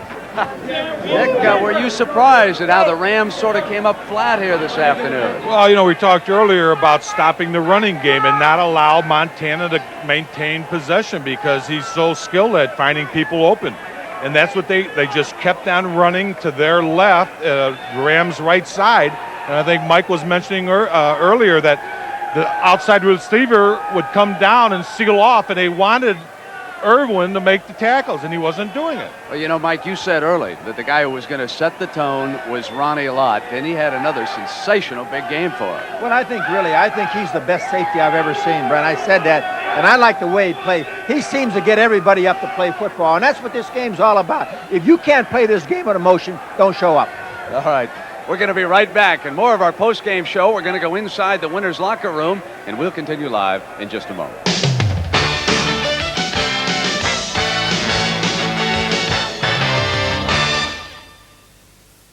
Back to Brent in just a minute, but Walter, there were two fellows with Brent Musburger. I think you know them. Who were they? Well, one of them I knew as Dick Butkus, but the little chubby guy is kind of hard to figure him out. I think somebody said it was Mike Dick, but I'm not sure. I think it was. You know what he said? You know, Denver is being a 10-point underdogs in this game. You know, that might play into Denver's hand. It might be a good plus for them because they got nothing to lose, and they can come in with the attitude, hey, we can play just as good as anybody else. And I'm thinking that this Super Bowl is going to be a very interesting one. Do you think maybe Mike is porking up a little bit for the booth to join John Madden? I tell you what, there wouldn't be enough room in there if he gets as big as Madden. God. Danny, they're saying Denver 10-point underdog. Is that fair? Well, I think it's just going to do nothing but help the Denver Broncos because they're going to have to play on emotions to beat the San Francisco 49ers. And being an underdog in a lot of cases in big ball games really helps teams because they really don't have to prove anything. They can go out there and just play their own game and feel free just to do whatever they want, and they have no pressure on them. The 49ers are going to have the pressure on them to repeat as champions. Everybody thinks they're going to win, so the Denver Broncos can go in there and just play hard. The Super Bowl is going to be in the Astrodome, AstroTurf. Walter, whose advantage is that? I don't know. You know, both of these teams, their home field is grass, but what Dan said, the 49ers, they play the New Orleans Saints twice a year. Well, I'm going to cut you off, Walter, because we're going back to Brent Musburger. And I'm going to cut you off, too. So the San Francisco 49ers head to their 4th Super Bowl since 1981 with another classic performance here. And Joe Montana now has gone 2 years and 5 playoff games without throwing a single interception. Let's go inside the winner's locker room, and here's Irv Cross. Irv? Brent, nothing but smiles here, and you can imagine why, but let's get the business out of the way first to present the George S. Hallis Trophy to the newly crowned National Football Conference champions. We have Virginia Hallis McCaskey here and her husband, Ed. This is the 6th presentation of the George Hallis Trophy. It's the 3rd presentation to the San Francisco 49ers and the 1st presentation to your rookie coach, George Seifert. Congratulations to all of you, and you especially, Eddie, on your fine organization and all your wonderful players. Good luck in 2 weeks. Hey. Thank you very much. Thanks, Mrs. McCaskey. Thank you, Ed. Thank you so much. Thank you. This belongs to George and the team. Guys, you deserve it. Eddie, everybody, of course, talks about back-to-back Super Bowls. You know, the Pittsburgh Steelers did it in '79 and '80. Your hopes, I guess, are to do it again. Our hopes are just to play the type of game we can play, Irv, and these guys are capable of a lot of good things. I'm just really proud of the team. I know you're highly superstitious. Did you have any kind of good luck charms hanging around you today? George.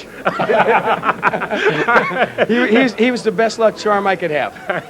And the team. Thank you for being with us. Coach, to step in here, and congratulations to you. Thank you very much. Rookie head coach, winning your first conference championship on your way to the Super Bowl. Well, we're excited. Well, we do. We've got an excellent football team. They played their hearts out against a very, very fine Ram team, and we're just prouder than heck of our players, and we're looking forward to the next ball game. Well, Coach, you know, you're the first head coach of the San Francisco 49ers, who's a San Francisco native. Does winning here mean a little bit more to you, perhaps, than some other coaches here? I don't know if it means any more, but it certainly is sweet. There's no question about it. I'm sure it means a great deal to these players and to the rest of the coaches in our organization. I'm just proud to be part of it. Well, again, the big question, back-to-back repeats in the Super Bowl. You had a lot of changes on the staff here. You're the new head coach. Bill Wall stepped down. The burden's on your shoulders now. Well, the burden's on all of us, and we accept that, and we look forward to it. All right, coaches, hang in here with us in just a few minutes. We're going to have Brent Musburger come back to us after we get a hold of somebody in Denver who wants to talk to you. Brent? All right, Irv, thank you very much. And let us bring in live the head coach of the Denver Broncos, Dan Reeves. Dan, congratulations on your victory today. You had to get yourself a little shooting match, didn't you, in that game?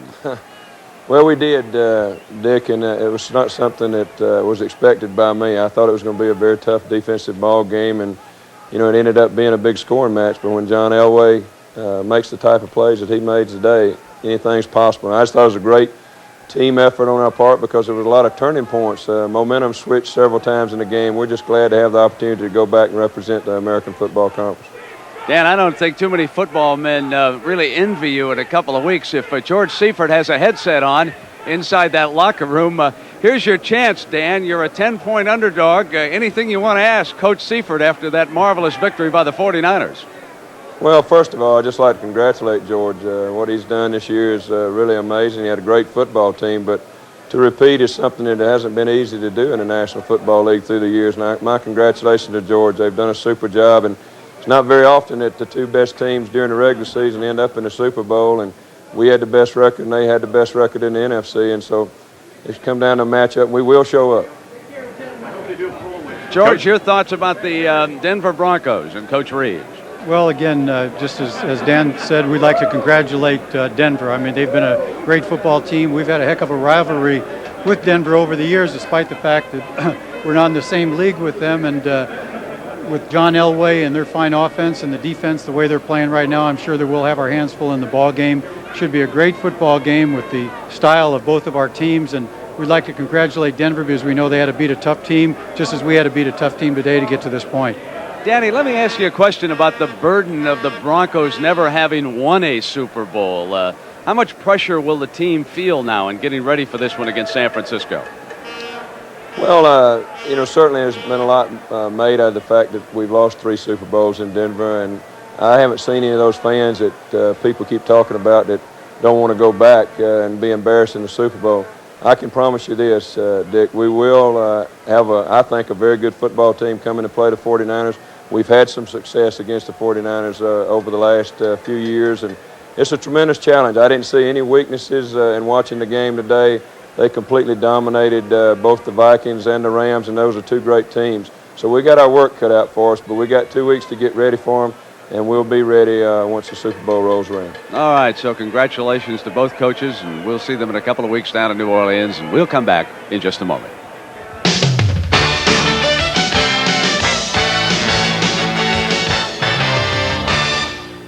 So we just heard from both coaches, and as Walter was clearly stating while they were talking, a little bit of diplomacy right there, Walter. That's right. What they should have did, they should have just laid it out on the table right there and said, look, Dan Reeves said, look, we're going to beat you guys, but hey, you might have beat everybody else, but hey, we kicking you right. And he should have said, hey, you guys might as well not even show up for the game, get a little controversy going there. But I tell you what, Denver might fool a lot of people in this one. You think so? Yes. Danny, a coach in the NFL, I mean, a lot of people say the players play and the coaches coach, but what does that mean? Do the coaches make any difference?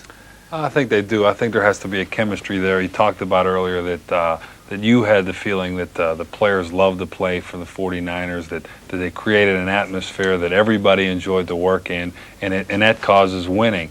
And I think it does carry onto the football field. If a guy likes to play for a coach and he enjoys it and it's in a good atmosphere, he's going to win. He's going to win a lot of football games. He's going to play hard for you. And I think that's what the 49ers do.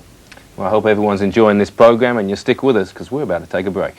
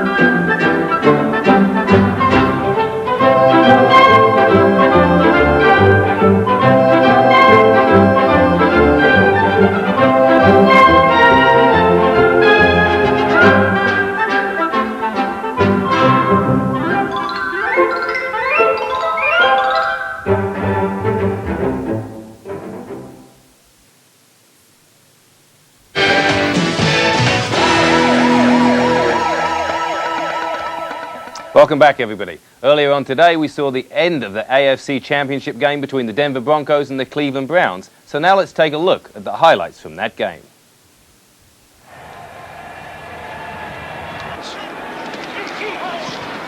And Denver has the early lead.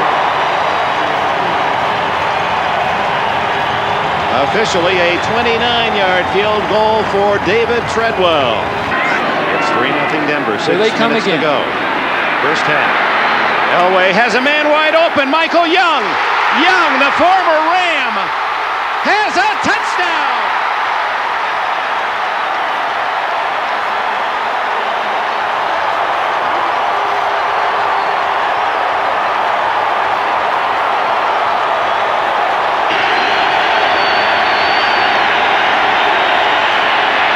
Safety blitz. Open in the end zone is Brian Brennan. Cleveland touchdown. Beautiful throw. Beautiful throw. Elway throws on first down to Mobley. Touchdown.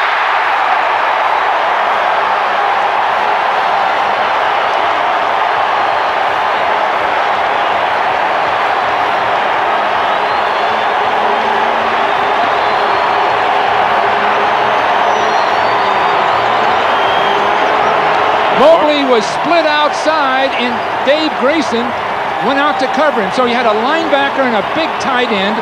Grayson, not used to being outside and covering someone like that, lost Mobley at the line of the scrimmage, and it was a beautiful throw by Elway. Excellent tactics.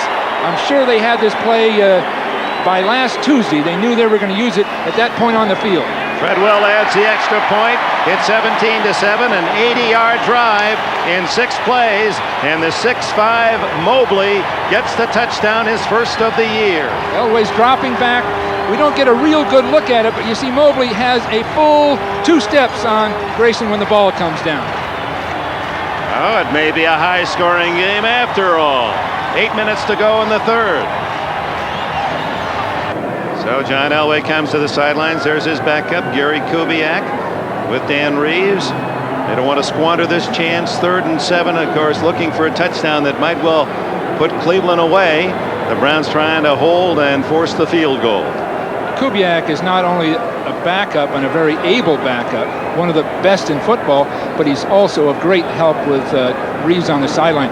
He knows the game plan as well as Reeves or Elway, maybe even better, because he has all that time to study it. He's going to be a great coach at some point if he'll deal with a financial change in his life. 3rd and 7. The handoff to Sewell. He's going to throw. To Elway. Incomplete.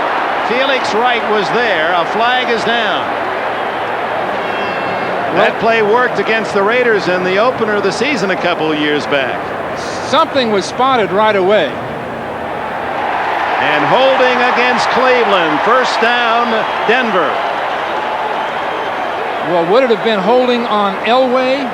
We'll find out.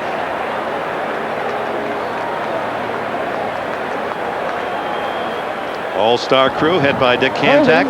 Defense number 29, 5-yard penalty, first down. Bud Carson out on the field would like an explanation of that. Perhaps we can see what Dixon did. Well, Dixon was on the line right here. He's going to hold at the line of scrimmage, according to the officials. He's got a jersey. Just can't do that. Pulling the shoulder pad right out of Vance Johnson's jersey. Especially a jersey, they see it pulling right off. Winder on the handoff, sweeping outside.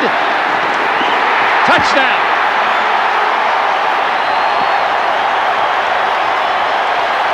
Sammy Winder has given the Broncos 7 more. Langhorne right with Tillman. Slaughter and Brennan, the smaller tandem to the left. Underneath, incomplete to Brennan. Yes, touchdown. Wait, he caught it. He caught the ball with his body. It looked as if it rolled free on the ground in the end zone, but apparently, as he scrambled, the quick hands of Brennan, able to scrape the ball to his body, he embraces 6 more. Well, that was a beautiful job, releasing up inside, then around Braxton, stops, then goes again. And what a great play. Are those hands? See him releasing to the outside. Play stands is called. Touchdown. I'm out of my slump. Just well done. But again, it took Kozar moving, and Braxton being fooled because he looked back toward Kozar and lost his receiver. Matt Barr adds the extra point, and with 2:12 remaining in the third period, the Cleveland Browns pull to 24-14. It's second and goal. Manoah, touchdown Cleveland. What a beautiful play. I believe that was Middleton, the tight end, as a flanker, came in motion and trapped one of the tackles, and Manoah was right in behind it.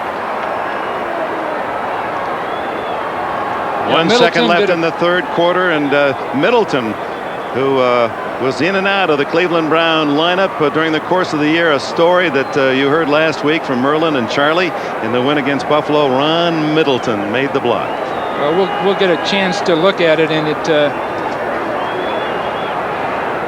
it was a great job by Middleton going right up inside, and the penetration across the line of scrimmage almost did the job for him. Matt Barr. It's 24-21.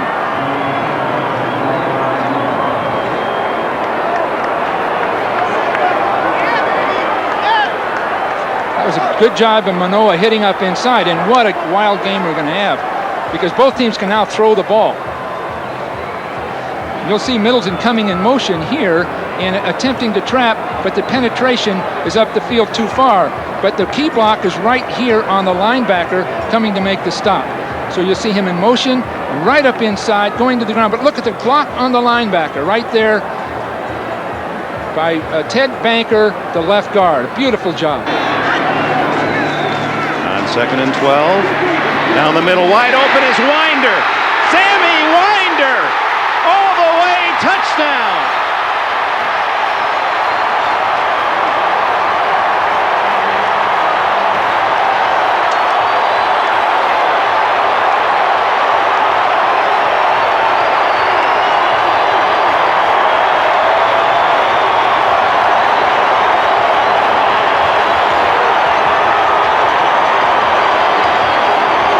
It was an all-out blitz again. They just kept going to it. And Winder breaking to the inside, just had all the room he wanted to run with the ball. Kyle Kramer was trying to cover him, and Winder coming out of the backfield just made a quick move. There was no one there because if Cleveland were to lose this game, I'm sure that Bud Carson would say, why one too many blitzes? One too many. David Treadwell adds the extra point. Kyle Kramer was the man trying to cover Winder. Here's Elway with the ball. He's going to have a lot of heat with people blitzing up inside, but he's got Winder isolated one-on-one, and it's all over. Minifield misses the tackle. Kramer can't get there, and it's a 10-point lead for Sammy Winder. 34-yard attempt, Kubiak to hold.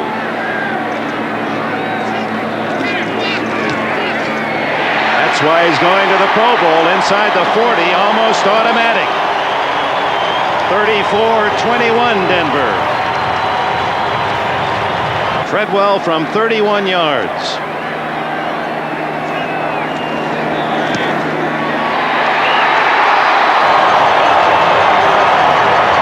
Three times in 4 years, the Denver Broncos best of the AFC.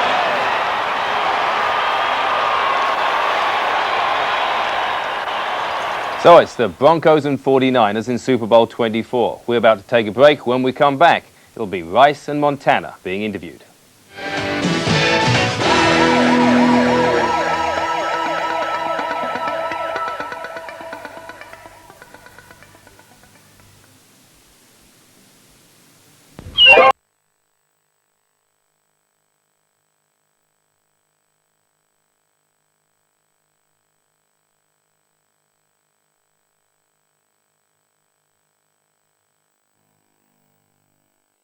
Welcome back. Two of the key players for the 49ers all year have been Joe Montana and Jerry Rice. So let's hear what they had to say after the game.